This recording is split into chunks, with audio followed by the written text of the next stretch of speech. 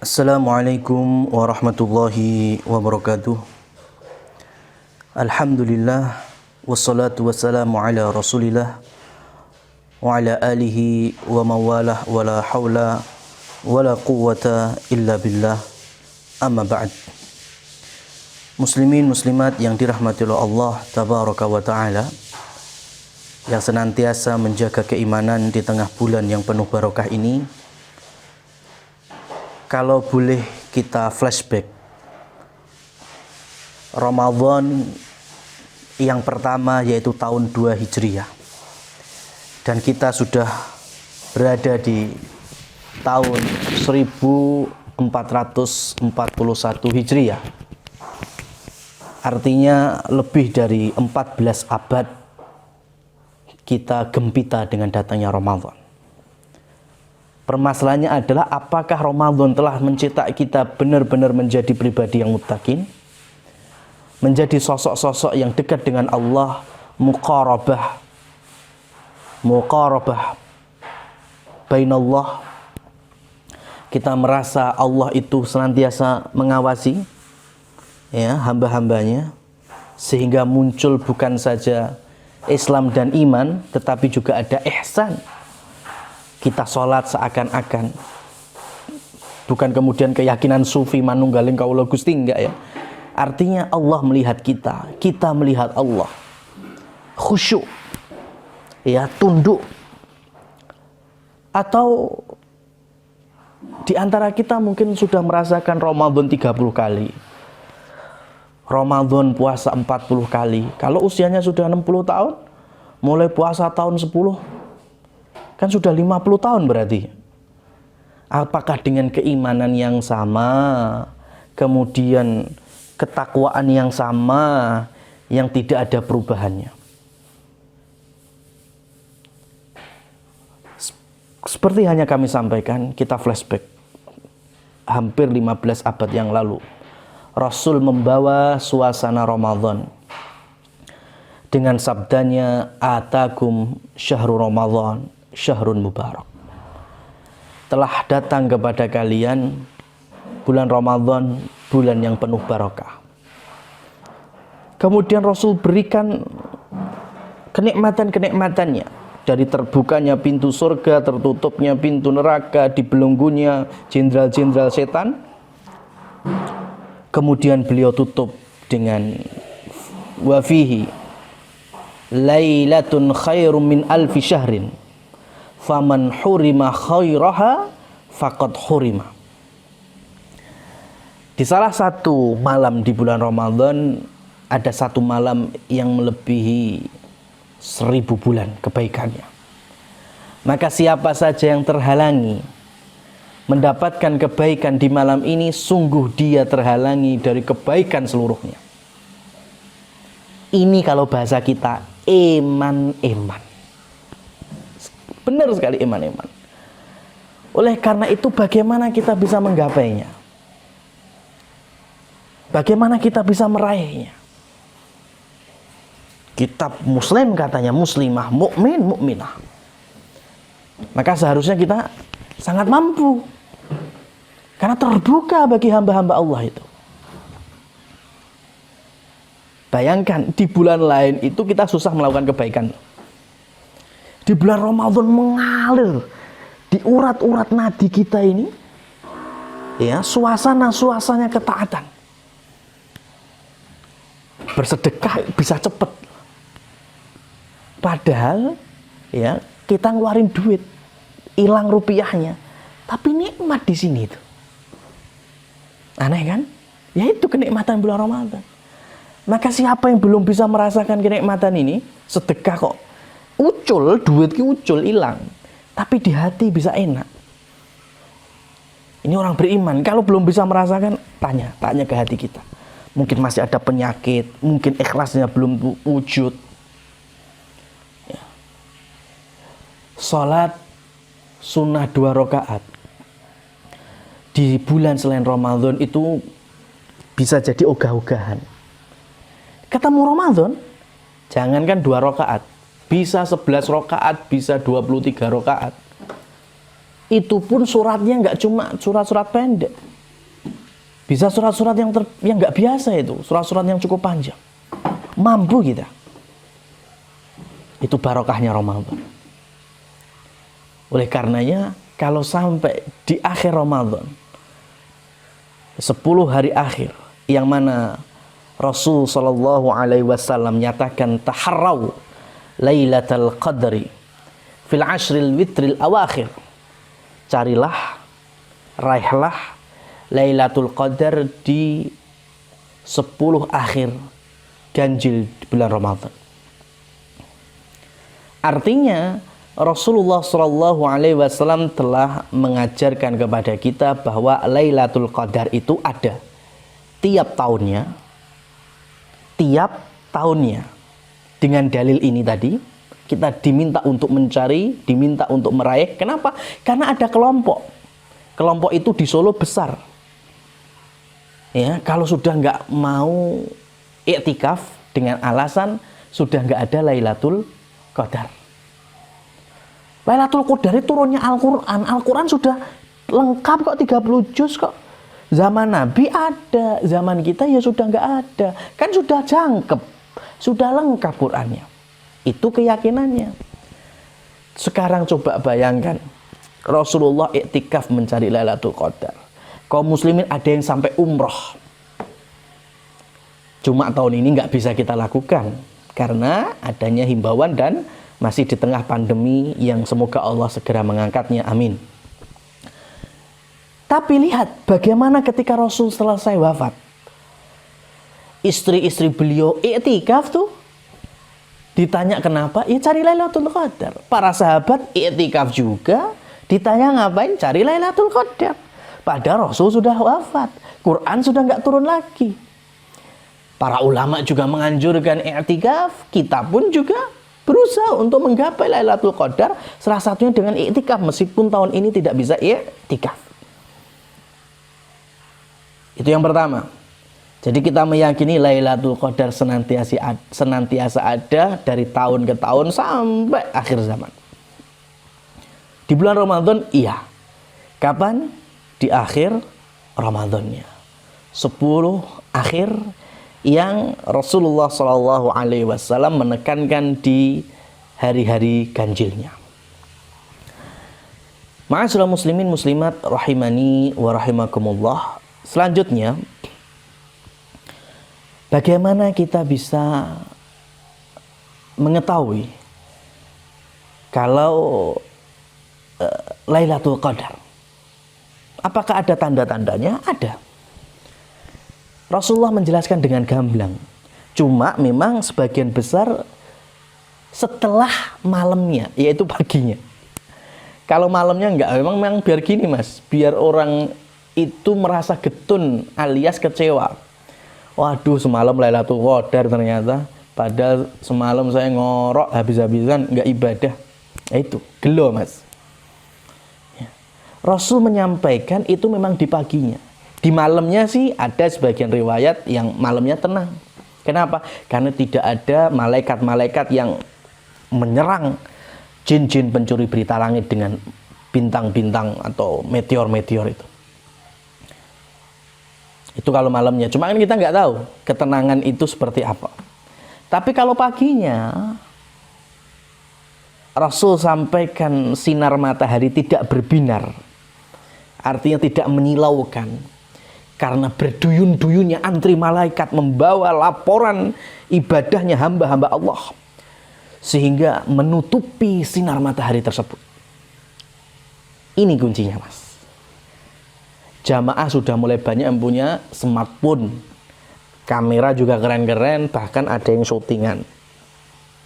Mbok ya dicoba toh mas. Ya, muslimat juga yang rumahnya lantai 2, rumahnya lantai 3, atau rumahnya ada di ketinggian. Mulai 10 akhir Ramadan difokuskan di salah satu titik umpamanya. Di lantai 2. Setiap pagi ketika matahari mulai terbit, sunrise ya, setelepasnya sunrise itu kan mulai itu.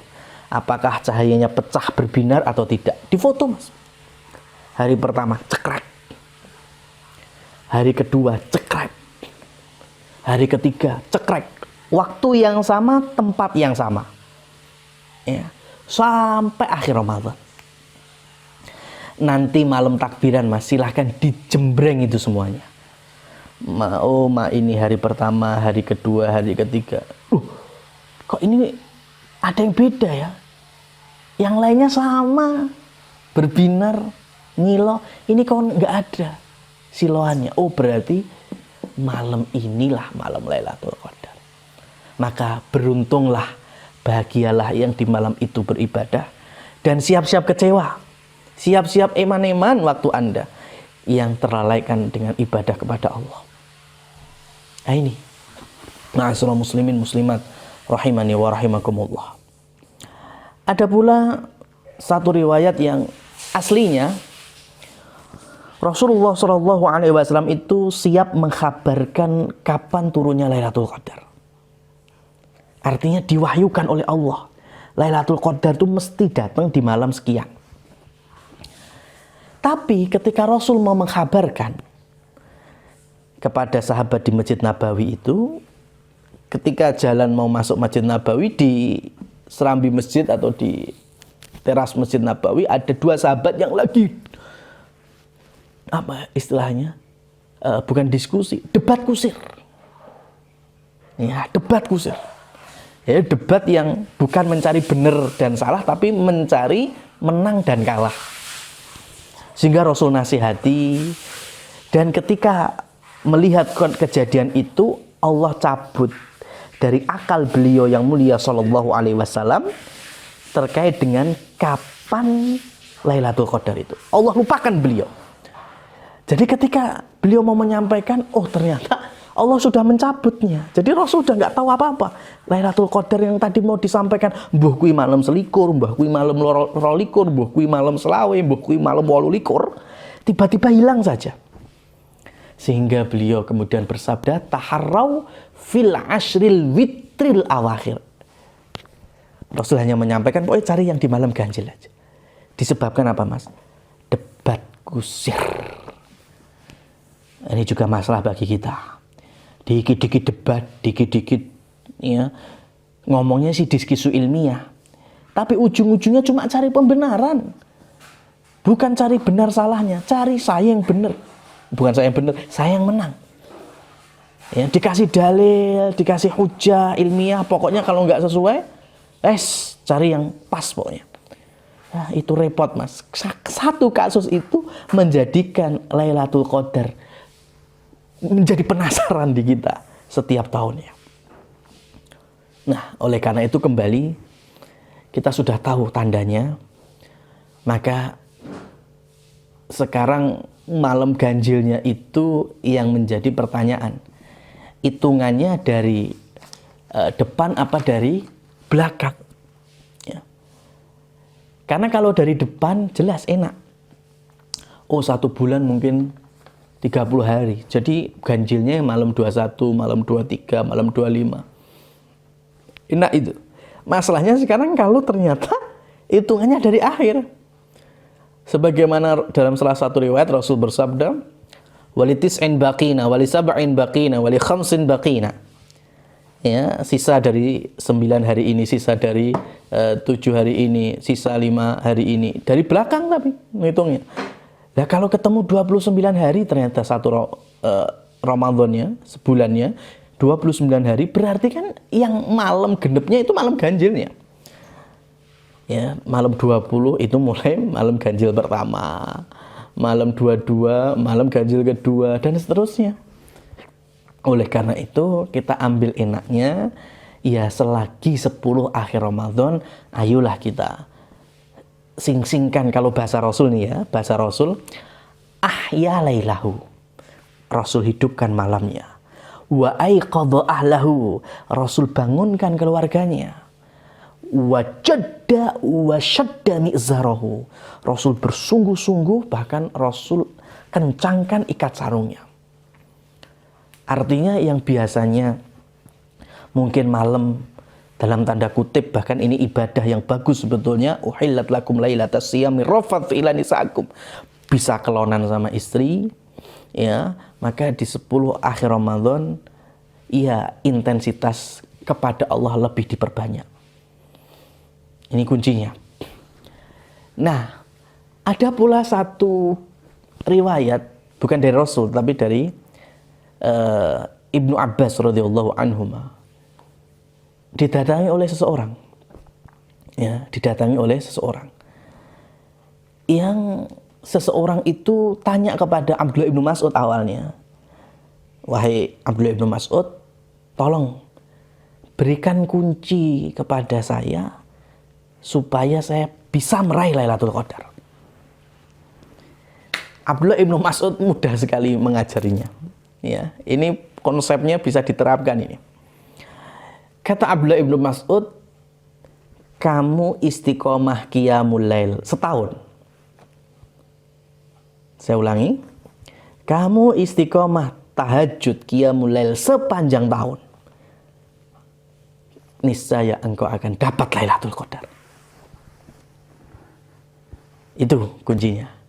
Maka orang ini kayaknya nggak yakin.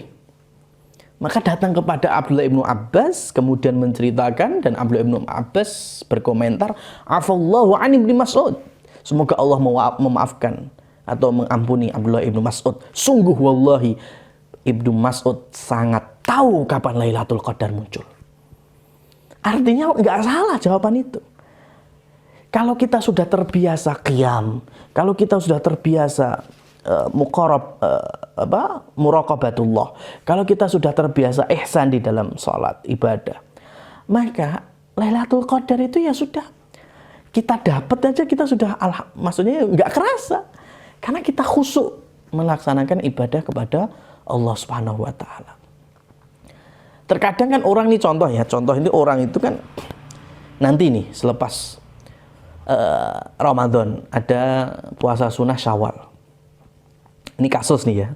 Terkadang yang terjadi ya, pernah ada yang tanya, mohon tanya, bagaimana kalau kita puasa Syawal ngepasi hari Senin? Bolehkah kita menggabungkan niat Syawal sama Senin? Nah, ini kalau pertanyaan diajukan kepada kami, nggak langsung kami jawab. Kami tanya balik, sampean terbiasa puasa Senin Kamis nggak, Mas? Ya, karena jawabannya bisa beda. Biasanya yang bertanya, puasa Syawal, ketemu hari Senin atau Kamis, bolehkah diniatkan juga dengan puasa Senin Kamis? Kebanyakan orang yang nggak terbiasa Senin Kamis.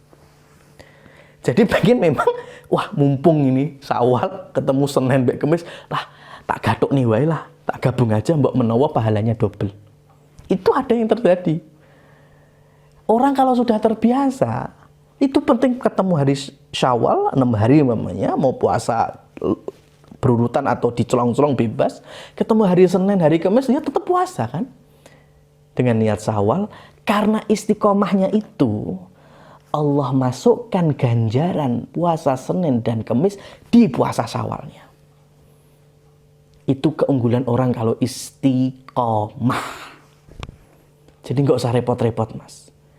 Ya, nggak usah repot-repot tanya kalau saya puasa ini niatnya double.